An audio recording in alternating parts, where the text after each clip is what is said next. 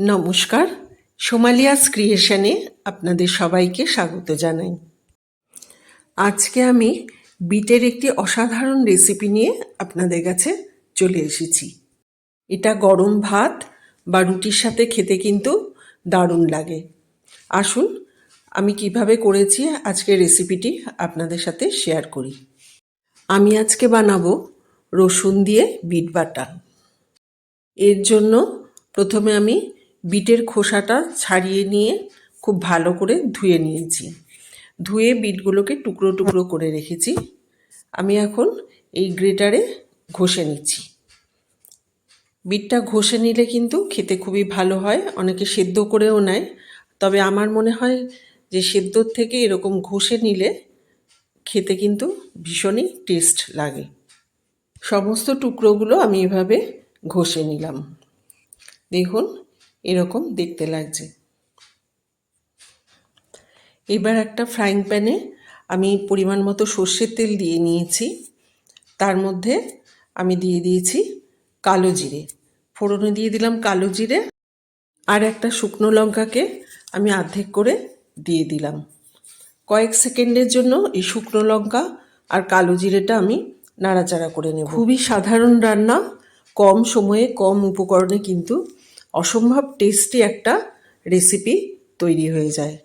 দেখুন এবার আমি দিয়ে দেবো 5 থেকে 7টা রসুনের কোয়া আমি কুচি করে রেখেছিলাম, সেটা দিয়ে দিচ্ছি। রসুনটা সামান্য ভাজা ভাজা করে নেব। এই রান্নায় রসুন দিলে কিন্তু ভীষণই ভালো খেতে লাগে। আপনারা অবশ্যই বাড়িতে একবার এভাবে করে দেখবেন। এখন এর মধ্যে একটা ছোট লঙ্কা কুচি করে দিয়ে দিলাম। ঝালটা আপনারা আপনাদের নিজেদের মতো করে দেবেন। এবার দিয়ে দিচ্ছি যে বিটটা ঘষে রেখেছিলাম, সেই বিট ঘষাটা এখানে দিয়ে দিচ্ছি। খুব ভালো করে সব কিছু একসাথে মিশিয়ে নিচ্ছি। বিট অনেকে খেতে পছন্দ করেন না, কিন্তু একবার এইভাবে যদি খাওয়া যায়, রান্না করে খাওয়া যায়, দেখবেন সবাই কিন্তু চেয়ে চেয়ে খাবে।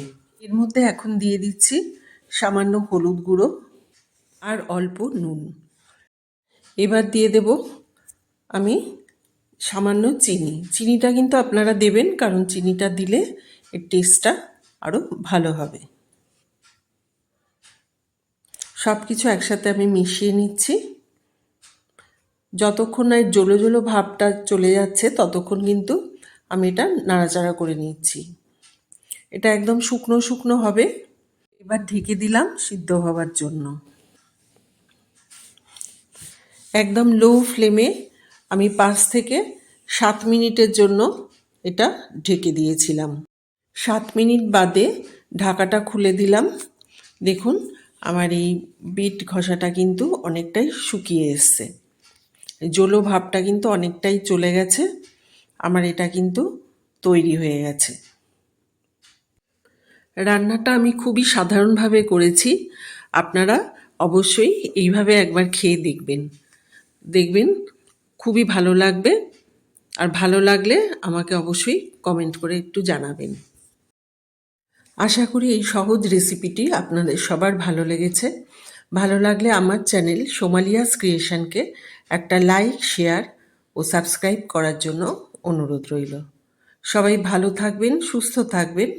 আবার অন্য দিন অন্য একটি সহজ রেসিপি নিয়ে আপনাদের কাছে চলে আসব। ধন্যবাদ।